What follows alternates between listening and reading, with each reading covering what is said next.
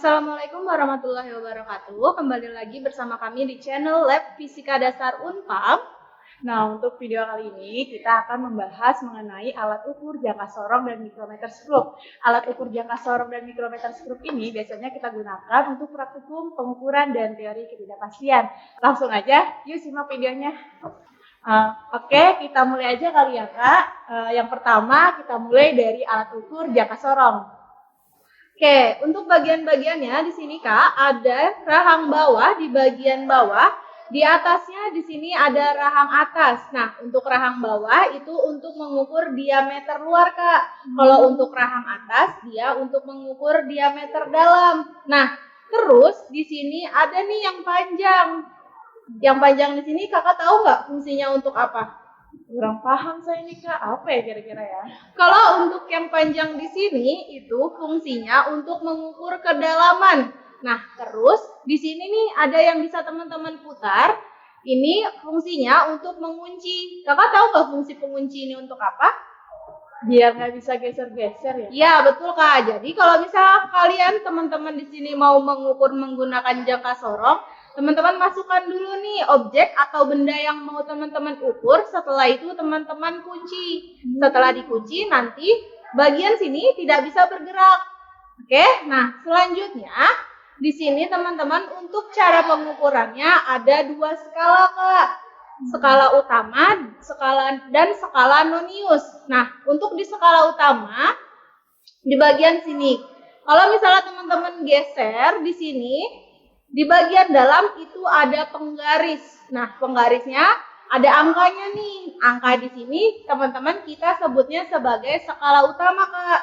Nah, di skala utama itu ada dua bagian. Ada yang atas, ada yang bawah. Atas itu untuk satuan sentimeter dan untuk yang bagian bagian yang bawah untuk satuan sentimeter dan yang atas untuk satuan inch. Itu untuk skala utama, Kak. Nah, yang bisa Kakak geser, yang bisa kita geser di sini itu ada angka juga nih di bagian sini. Nah, itu kita sebut dia skala nonius. Sama dengan skala utama, di sini ada dua, ada bagian atas sama bagian bawah. Oke, untuk skala nonius di sini yang teman-teman bisa geser, ini ada dua bagian nih skala noniusnya. Ada bagian atas sama bagian bawah. Nah, kalau untuk bagian atas sama dengan skala utama, dia satuannya dalam inci. Kalau untuk bagian bawah di skala nonius, dia satuannya sudah dalam milimeter. Nah, untuk cara perhitungannya bagaimana? Untuk cara perhitungannya akan dijelaskan dengan kakak yang selanjutnya. Oke, kita lanjut aja ke cara perhitungan alat dari jangka sorong ini. Nah, untuk menentukan hasil dari pengukuran jangka sorong, kita tentukan dulu skala utama dan skala nonius. Teman-teman perhatikan seperti tadi penjelasan sebelumnya bahwa skala utama ini yang atas ya, 0, 1, 2, 3. Ini dalam satuan sentimeter. Yang ini kan tadi milimeter. Kita samakan penyebutnya menjadi milimeter agar gampang saat penjumlahannya.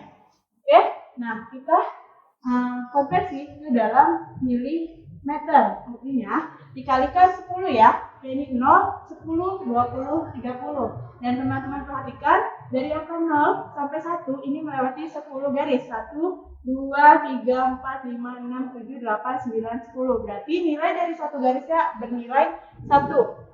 Dan skala noniusnya itu ada di bawah sini ya. Dari 0 ke 1 melewati satu garis. Berarti ini adalah garis desimal. Artinya bernilai 0,5. Jadi 0, 0,5, 1, 1,5, 2 dan seterusnya. Oke, untuk menentukan skala utama, kita tulis di sini ya. Skala utama, teman-teman cari nilai yang sejajar membentuk angka 0 di skala nonius. Nah, berarti patokannya adalah skala nonius 0 di sini ya. Oke, nah kalau seperti ini kan ya, membentuk garis lurus ini kan yang ini ya, teman-teman. Jadi kita hitung aja. 0, 1, 2, 3, 4, 5, 6, 7. Nah, skala utamanya berarti adalah 7 mm ya. Ingat ya, milimeter karena sudah kita konversi ke dalam milimeter. Nah, sekarang kita tentukan skala noniusnya. Nah, skala nonius berarti kita fokus yang bawah ini aja karena yang ini adalah skala noniusnya. Nah, untuk menentukan skala nonius, teman-teman cari nilai yang di skala utama dan skala nonius ini membentuk garis lurus. Nah, teman-teman perhatikan di sini yang membentuk garis lurus ini di angka 2 sini ya. Nah, ini kita lingkarin saja. Angka 2 ini adalah skala noniusnya. Kita tulis di sini ya, 2 mm. Nah, kita masuk ke dalam perhitungan ya. Rumusnya adalah skala utama ditambah dengan skala nonius yang dikalikan dengan 2, kemudian dikalikan dengan NSP yang kita gunakan. Nah, kebetulan dalam jangka sorong ini, NSP yang kita gunakan adalah 0,05 mm. Berarti kita masukin aja nilainya. Skala utamanya adalah 7 ditambah dengan 2 dikali 2, kemudian dikali dengan 0,05. Oke, kita jumlahkan 7 ditambah 0,2 ya. Kemudian 7 ditambah 0,2 adalah 7,2 mm. Seperti itu untuk cara perhitungan alat jangka sorong. Nah, oke teman-teman, karena tadi kita udah jelaskan mengenai jangka sorong, sekarang kita lanjut ke alat ukur yang kedua, ini ada micrometer screw. Nah, untuk bagian-bagian micrometer screw, yang pertama ini adalah landasan poros yang ujung-ujung ini, kemudian ada selubung dalam, selubung luar. Nah, di selubung dalam ini ada skala utama, selubung luarnya skala nonius, sama seperti jangka sorong, ada skala utama dan skala nonius. Kemudian di sini ada pengunci ya. Pengunci ini gunanya agar tidak bergeser saat nanti kita melakukan perhitungan. Nah, kemudian yang paling ujung ini ada roda bergigi. Nah, sekarang kita lanjut untuk cara perhitungan alat micrometer screw. Untuk micrometer screw di sini kita mempunyai 3 skala. Yang pertama, bagian atas di sini ada skala utama yang terletak di selubung bagian dalam. Selanjutnya di bawah sama yang terletak di bagian selubung dalam, di situ ada angka di atas dan di bawah. Ada garis di sini yang atasnya untuk skala utama dan di bagian bawahnya itu untuk skala istimewa. Di sini kita singkat dia sebagai SI.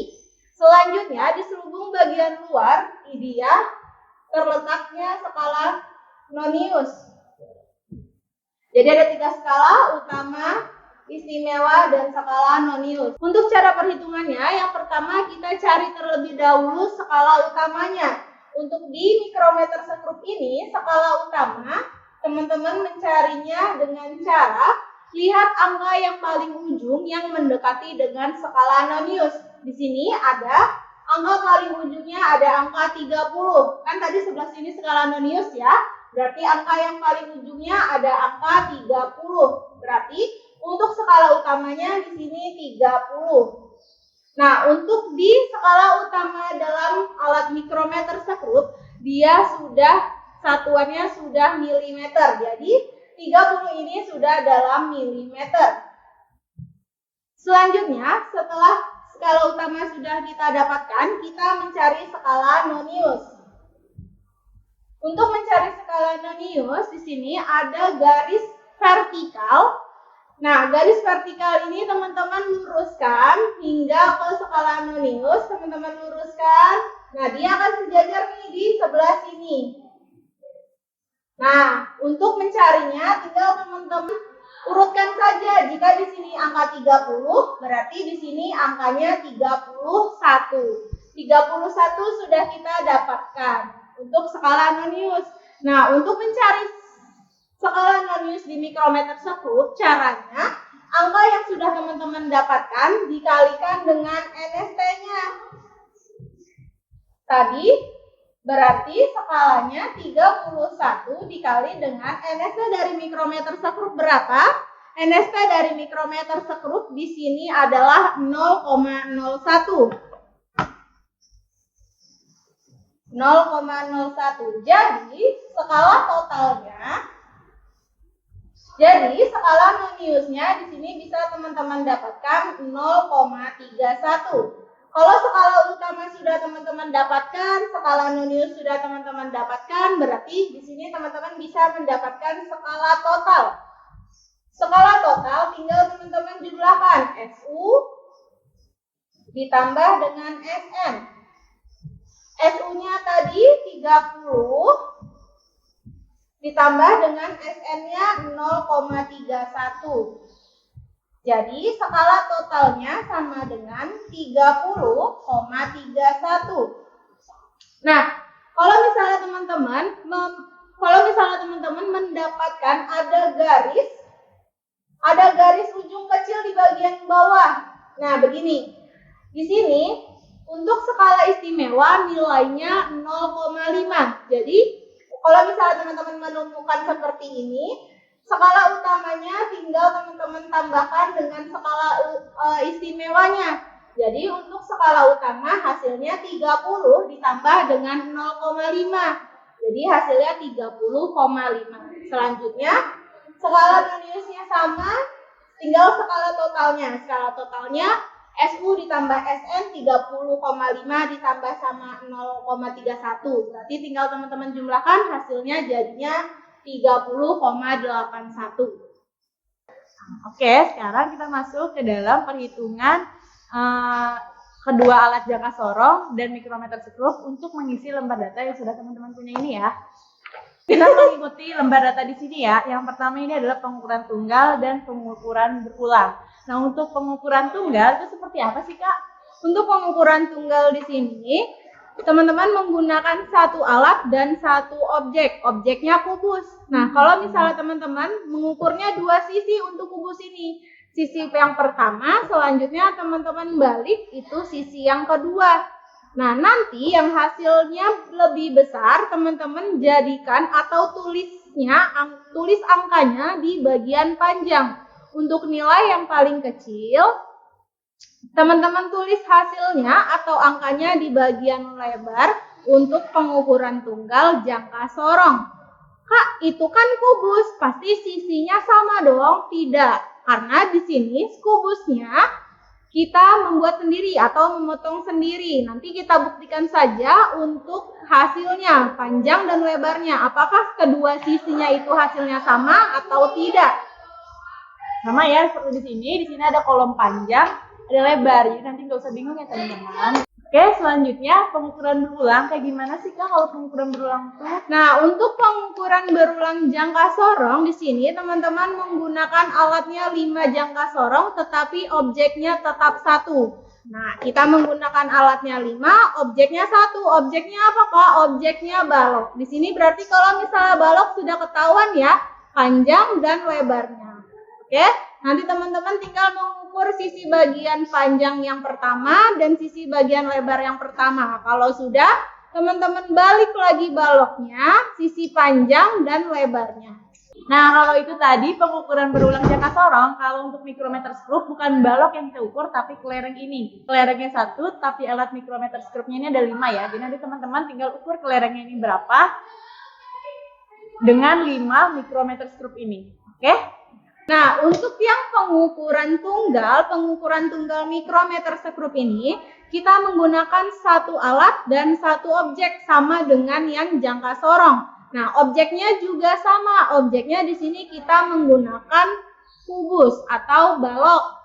Di sini sama. Jadi teman-teman mengukur dua sisinya, nanti yang hasilnya lebih besar dijadikan panjang dan hasil yang paling kecil dijadikan lebar.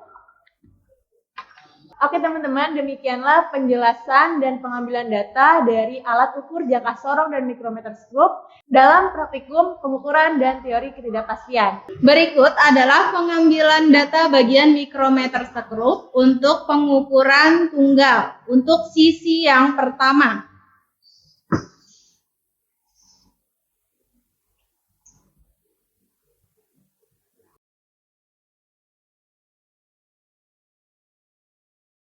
Selanjutnya bisa teman-teman lihat kembali untuk mengukur sisi yang kedua. Nah, nanti untuk yang hasilnya lebih besar bisa teman-teman tulis di bagian panjang. Hasil yang lebih kecil teman-teman tulis di bagian lebar, di bagian mikrometer skrup pengukuran tunggal.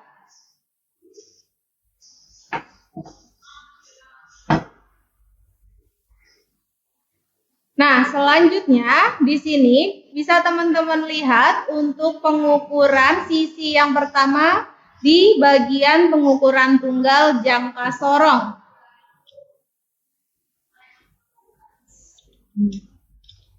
Selanjutnya bisa teman-teman lihat lagi untuk sisi yang kedua di bagian jangka sorong pengukuran tunggal.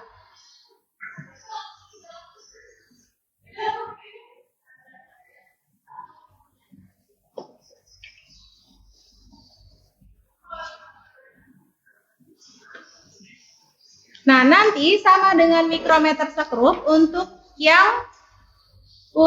yang paling besar hasilnya dijadikan panjang dan yang paling kecil hasilnya dijadikan lebar di bagian jangka sorong pengukuran tunggal.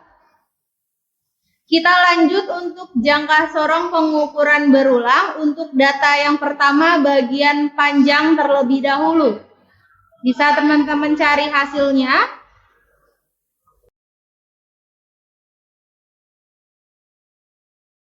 Selanjutnya untuk mengukur bagian lebar di pengukuran jangka sorong berulang di data yang pertama.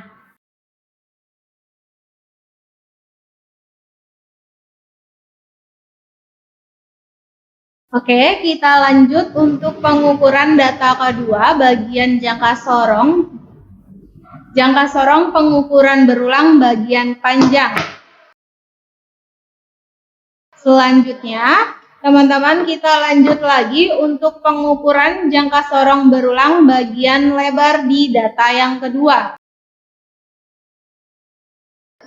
Oke, kita lanjut lagi untuk data yang ketiga. Bisa teman-teman cari hasilnya untuk bagian panjang.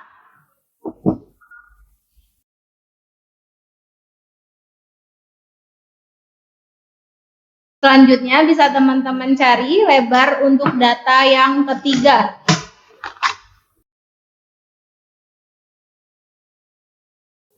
Oke, kita lanjut untuk data yang keempat, bagian panjang.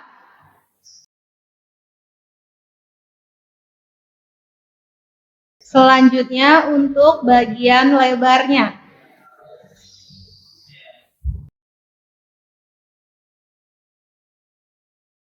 Untuk data yang kelima, bagian panjang. Selanjutnya untuk bagian lebar data yang kelima.